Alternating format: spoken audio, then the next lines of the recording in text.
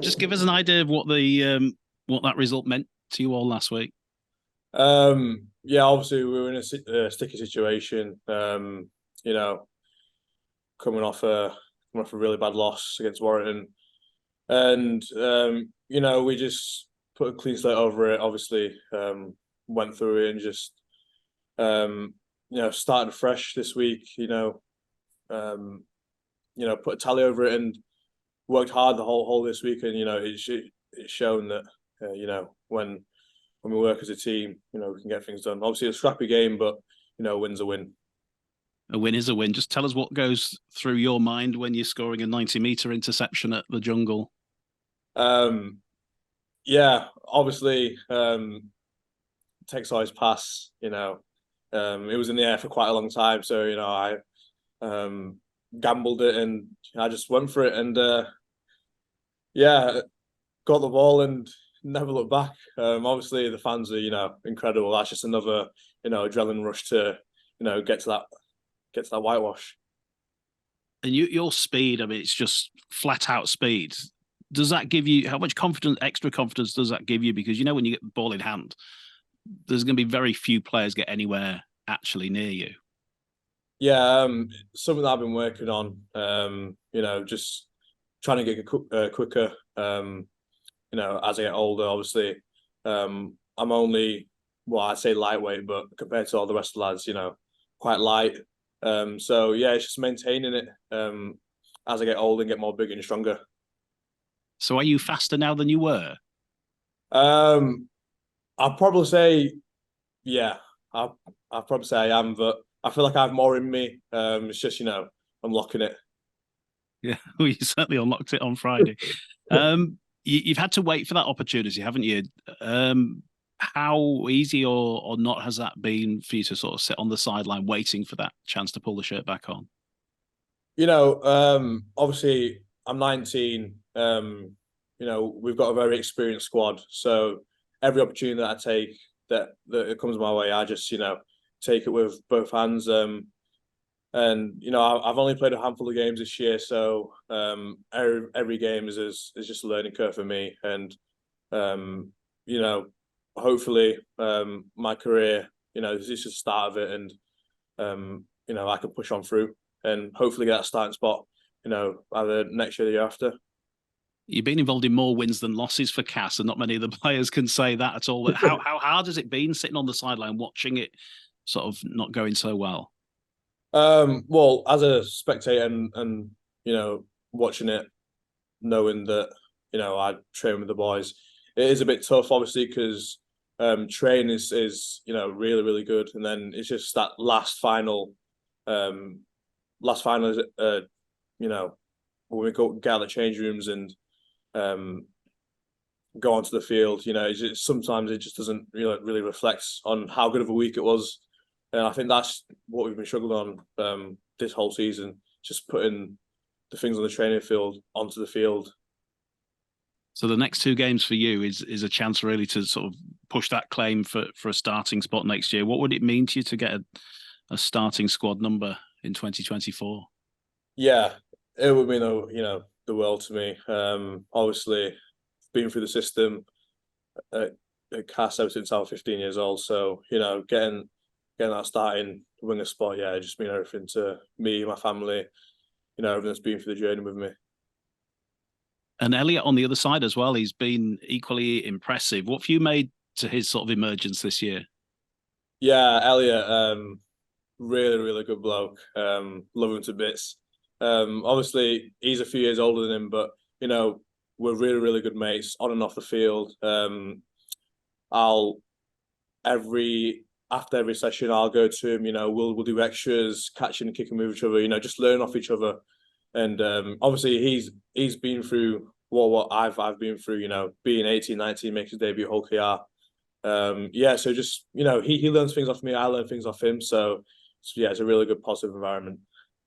So you've had to be patient. You've seen quite a few head coaches in a short space of time. It was your first game under Danny Ward. How have you found the new boss? Yeah, really really good coach. Real understanding of where you are.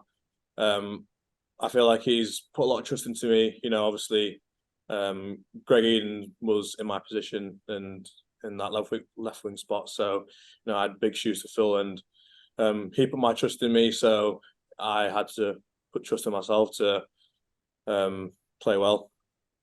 It was a massive win last week, but it's not mathematically. You're not mathematically safe yet. How important is it that the players don't take the foot off the gas for the next 2 games? Yeah, we're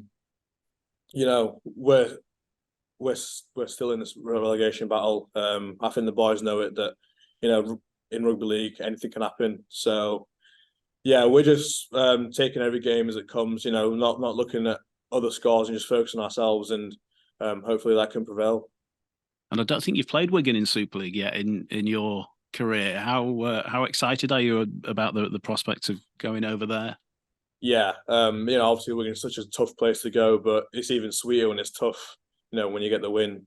But yeah, I've never played Wigan, so it'll be a good run out. And Abbas Miski, if he plays, I think will be opposite you. 23 tries in 22 games this year. I mean, he's been one of the standout wings in Super League. What's your take on him? Yeah, obviously a great player. He's very key to their winning games, and I'm just not really looking at anyone else. I'm just trying to focus on my game and hopefully try and improve every game. Good for you. And what would it mean to you and sort of the whole group, really, that if you could secure that Super League future on Friday night? Yeah, it would mean a lot to this club. Obviously, the position that we're in, Wakey 2 wins behind us. So if we win this game, then we'll be safe. And I think that every one of the boys would just be over the moon. Congratulations again, Jason, from me on the 2 tries last weekend. Really exciting stuff, mate. And I've still got great memories of that debut try you got in 2021 against Hull, which in a way was that a bit of a burden around your neck, because you burst on the scene, made your debut, and within 2 minutes you'd scored that incredible try against Hull in June a couple of years ago. Everybody immediately started concluding you were another Martin of Fire, and you were, and you may well be, you're obviously tremendous pace and great ability. But did everybody's expectations go through the roof at that point? I'd probably say yeah, but I'm just, it's I'd say long term. I'm only 19, and every game that I have, is just a different opportunity that I can, put my best foot forward and, perform well for this club. And I'm just humble and grateful that the coaches put trust into me. So I'm just really grateful. Obviously, you've got a tremendous attacking game. Pace there's no substitute for pace, particularly when you're a winger. But most people would tend to suggest that your defensive game is also a key part of the game. Maybe that's why you're not at this stage an automatic first choice for the first team. But do you feel as though your defensive game is actually getting up to a real level at which you're as good as anyone else in your position? Yeah, obviously sat down with Danny, and we talked about my defense. I'm quite lightweight for my position, so that's kind of like a downfall for me. But every training session I'm trying to work on my defense. When we're doing drills, I'll be in the middle, just try my hardest, to I'd say more toughen up and try to get in and around the forwards. With a winger, I actually think the wing position is one of the hardest positions to play defensively, because very often you're the last line of defense. The ball's coming across to your wing, and you've got to make snap decisions on whether, like last week, you intercepted and ran off for a try. Obviously, if you'd missed that, and they might have gone in at your end, so you'd have taken the blame in just the same way that you've taken all the glory for that great try. So it's not necessarily just a case of being strong enough to put the other man down, is it? It's positional sense that's quite important. Yeah. Obviously, I've a great centre inside of me of JT, Jordan Turner. He's been a real mentor for me when I'm training and in the games. He'll congratulate me if I'm in a real good position, and so I know in my head that this position was really good that I was in, and he'd tell me if I was a little bit off in my positioning. So yeah, I've just give full credit to him because he's been there and he's done that in that same position as me. So just learning off him, yeah, it's good. Jordan always seems a really great guy, I've got to say, whenever we speak to him. But it's good to hear what you've said about him. But can I just ask, is your long-term future at Castleford, do you think? Yeah, well, right now, yeah, it is. Obviously, I've been there ever since I was 15 years old. And, I'm not trying to look at the future at the moment because, we're in such a tough spot at the moment. So, yeah, I'm just taking every game as it goes and not really worrying about the future because I've got a year left on my contract and yeah, just trying to play my best rugby. Would you have long-term ambitions, for example, though, to play in the NRL? You look at an English winger like Dom Young, who's actually really doing great over there. Very different sort of winger to you. Obviously, he's a size of an oak tree, really. Yeah. But obviously, there's a lot of money and stardom and so on over there that must be attractive for a young guy like you, particularly one as young as you. Mm. Obviously, as a young lad, everyone's dream of playing rugby is to go to the NRL. But I'm just trying to focus on my rugby here. I know the opportunities will come, and obviously being young is good to have offers on the table. But at the moment, I'm just trying to focus on my rugby here at Castleford. Can I just ask about your international aspirations? Because obviously you were born in Fiji. I think your dad was Fijian, or is Fijian, isn't he? Yeah. Obviously you qualify presumably for England as well. Obviously, would you, if Sean Wayne was on the phone and said, "Would you like to come and join an England training squad?" Would you be up for that, or would you want to just play for Fiji if you got the opportunity? I mean, you did play, didn't you, in the World Cup warm-up game, but didn't get in the final squad for the tournament last year. Yeah, I think when it comes down to that, I think I'd just stick and play for Fiji. Growing up, watch them coming over to 2013 Rugby World Cup. Yeah, that was an experience for me, and it really inspired me to push on to rugby league.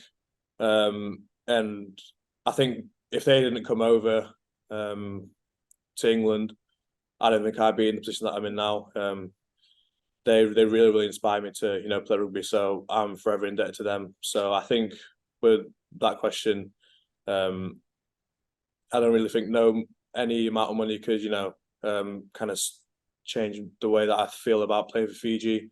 Just pulling that jersey, it's really a proud moment for me and my family.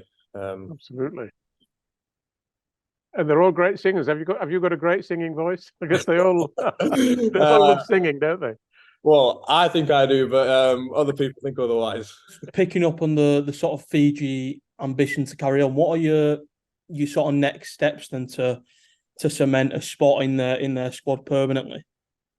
Well, there's a Pacific Nations obviously happening in Papua New Guinea the start of October, like mid-October. So I think to get the call up for that, that would really mean a lot to me, and mean quite a lot to my family as well. So I think that's probably the start into what could be a really good future for me with Fiji. And in terms of the next World Cup, then I guess that's the big ambition, isn't it, to pull on a Fiji shit there? Yeah, every lad, whether it's football, rugby, World Cup is the best of the best, every 13 best players of each nation, you know, come together and play each other. So yeah, that would be the main goal for me.